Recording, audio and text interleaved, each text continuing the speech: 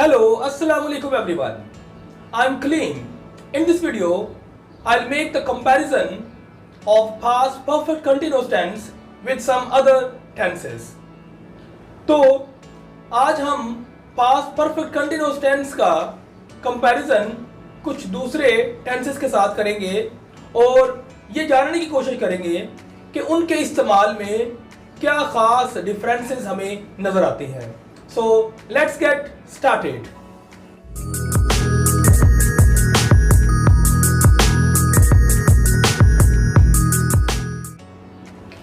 तो जब हम first of all past perfect continuous को डिस्कस करते हैं तो हमें ये पता होना चाहिए कि इस टेंस का इस्तेमाल हम बेसिकली पास्ट में एक सर्टेन मोमेंट से पहले एक लगातार उस मोमेंट तक होने वाले एक्शन के लिए इसका इस्तेमाल करते हैं. तो इसकी एग्जांपल देखें और उस एग्जांपल में ये जो बेसिक यूज है वो आपको इंशाल्लाह नजर भी आएगा. तो एग्जांपल देखें, द पेंटर फेल्ट टायर्ड. यहां पर देखिए आप, ये टायर्ड जो पेंटर हुआ है ये एक सर्टेन मोमेंट है. और आगे देखते हैं, because he'd been painting all day. और वो जो सर्टेन मोमेंट है जब वो टायर्ड हुआ उससे पहले ये एक लगातार काम था पेंटिंग का, वो चल रहा था. तो यहां पर आपको पता चल गया कि बेसिकली हम इस टेंस का इस्तेमाल पास्ट में एक खास मोमेंट से पहले उस मोमेंट तक लगातार होने वाले एक्शन के लिए इसका इस्तेमाल करते हैं. तो दूसरी तरफ जब हम इसका कंपैरिजन करते हैं पास्ट सिंपल के साथ तो हमें वहां पर पता चलेगा कि पास्ट सिंपल हम बेसिकली पास्ट के अंदर एक कंप्लीट होने वाले एक्शन के लिए इस्तेमाल करते हैं. तो इसकी एग्जांपल देखें. सिमिलर एग्जांपल मैंने लिखी है ताकि आपको समझाने में आसानी हो.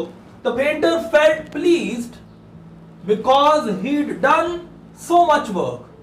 यहां पर अब आप देखें कि पेंटर ने खुशी महसूस की क्योंकि वो काफी सारा काम खत्म कर चुका था. तो यहां पर आप देखें कि ये जो काम है वो कंप्लीट हुआ. तो हमें काम जो है वो एक कंप्लीट होता हुआ नजर आता है. तो उसके लिए हम पास्ट सिंपल का इस्तेमाल करते हैं. और जब एक एक्शन ओवर अ पीरियड चलता है तो उसके लिए हम पास्ट परफेक्ट कंटिन्यूअस टेंस को इस्तेमाल करते हैं. इस एग्जांपल के अंदर हमने देखा कि ये जो पेंटिंग वाला एक्शन था वो पूरा दिन चला और वो एक खास मोमेंट से पहले तक चला. जबकि ये जो एग्जांपल है इसमें आपने देखा कि वो इस खास मोमेंट पर हमें जब खुश महसूस होता दिखाई दिया तो उससे पहले उसने काफी सारा काम खत्म कर लिया था.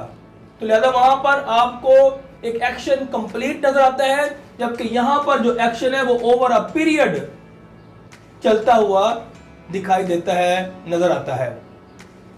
आगे अब हम देखते हैं एक और second example. When he received his degree he had been waiting for a year.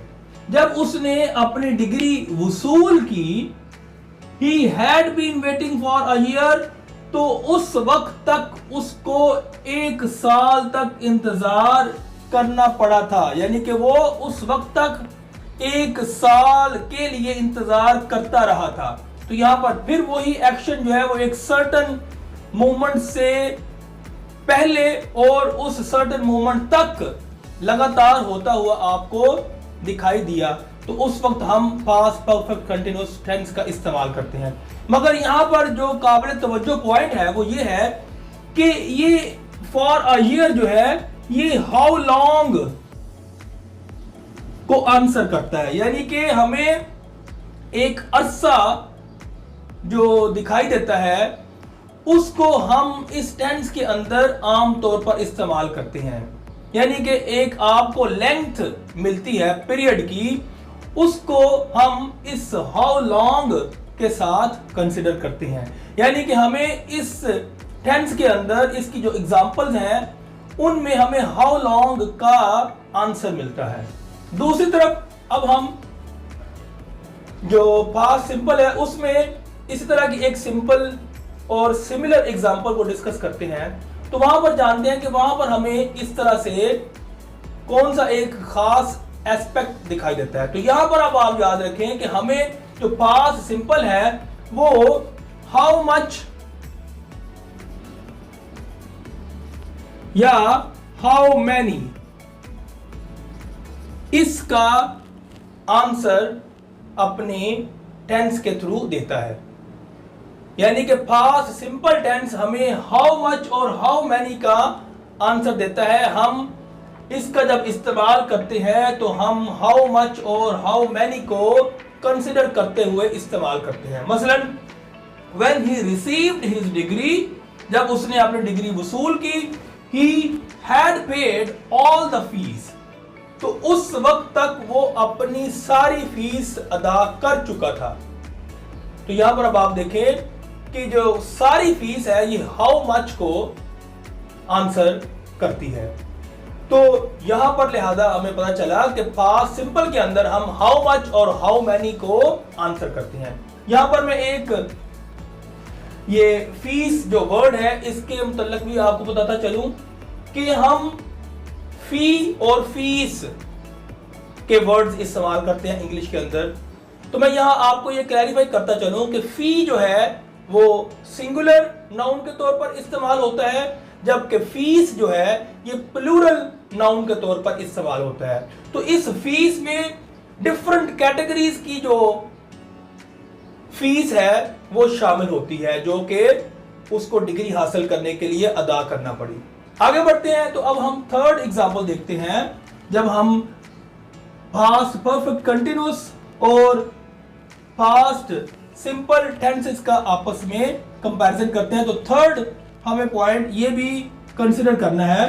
तो याद रखें she had been seeming unwell, तो यहां पर इस सेंटेंस के अंदर हमें स्टेट के हवाले से बताया जा रहा है कि she had been seeming unwell, कि वो अच्छी महसूस नहीं होती रही थी। यानी कि वो दिखने में अच्छी महसूस नहीं हो रही थी। यानी कि अनवेल हालत अच्छी ना होना। तो यहां पर अब आपने देखा कि ये हालत जो है, ये स्टेट जो है, हमने जब बयान करना होती है तो उस वक्त हम आम तौर पर इसको हम स्टेट्स के लिए कभी भी इस्तेमाल नहीं करेंगे। ये गलत फिक्रा है, इसको हम कभी भी इस तरह से इस्तेमाल नहीं करेंगे। यानी कि इस टेंस के अंदर हम स्टेट्स को नॉर्मली बयान नहीं करते, जबकि दूसरी तरफ हम पास्ट सिंपल के अंदर स्टेट्स को बयान कर सकते हैं। और वो इस तरह से हम बयान करेंगे she had seemed unwell, कि वो अच्छी नहीं दिखाई दी for some time, कुछ वक्त के लिए, before she died, मरने से पहले। तो यहां पर आप इस तरह से हालत को पास्ट सिंपल के अंदर आप बयान कर सकते हैं। यानी कि स्टेट को आप यहां पर इस्तेमाल पास्ट सिंपल टेंस के अंदर कर सकते हैं, जबकि यहां पर जो स्टेट है, जो स्टेट्स हैं, उसको हम इस्तेमाल नहीं करते। आगे अब हम कंपैरिजन करते हैं पास्ट परफेक्ट कंटीन्यूअस टेंस का प्रेजेंट परफेक्ट कंटीन्यूअस टेंस के साथ। तो एग्जांपल देखें, शी लुक्ड अपसेट। यहां पर आप देखें कि ये जो लुक्ड है ये पास्ट सिंपल टेंस को जाहिर करता है। I thought she'd been crying, कि वो, मेरा ख्याल था कि वो रोती रही थी।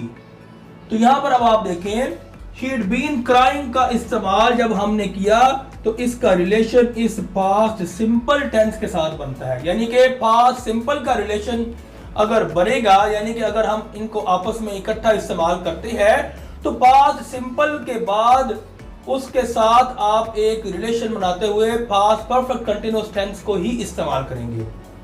जबकि दूसरी तरफ हम इसी सिचुएशन को अप्लाई करते हैं प्रेजेंट परफेक्ट कंटिन्यूअस टेंस के अंदर, तो वहां पर प्रेजेंट परफेक्ट कंटिन्यूअस टेंस का रिलेशन जो है वो प्रेजेंट सिंपल के साथ बनेगा। यहां पर शी लुक्स, ये लुक्स जो है ये प्रेजेंट सिंपल को जाहिर करता है, ये जो वर्ब फॉर्म है। और आगे आप देखिए, I think she is been crying, मेरा ख्याल है कि वो रोती रही है।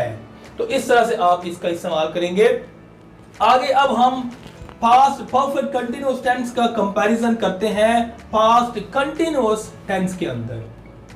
तो यहां पर मैं आपको एग्जांपल्स डिस्कस करने से पहले एक बेसिक डिफरेंस बता दूं कि जो पास्ट परफेक्ट कंटिन्यूअस टेंस है हम उस एक्शन के लिए इस्तेमाल करते हैं जो कि पास्ट में एक सर्टेन मोमेंट तक उससे पहले लगातार होता रहा था, जबकि जो पास्ट कंटिन्यूअस टेंस है वो पास्ट के अंदर एक जो एक्शन जारी होता है उसके लिए हम इस्तेमाल करते हैं। अब आप जरा एग्जांपल देखें, When I reached the classroom, the students had been having an Urdu lesson. यानी कि जब मैं क्लासरूम पहुंचा तो तुलबा उर्दू का सबक ले रहे थे। तो यहां पर मैं अब आपको ये पॉइंट क्लैरिफाई कर दूं कि यहां अब आप नोट करें तो ये जो एक्शन है ये उस मोमेंट जो कि क्लासरूम में पहुंचने वाला मोमेंट है उससे पहले होता रहा था। जब मैं वहां पहुंचा तो उस वक्त ये नहीं हो रहा था, यानी कि क्लास फ्री थी। उससे पहले थोड़ी देर पहले तक वो पढ़ती रही थी, यानी कि उर्दू का लेसन लेती रही थी। तो ये वो फर्क है, यानी कि यहां जब मेरी जो पहुंच है क्लासरूम के अंदर वो है आफ्टर लेसन।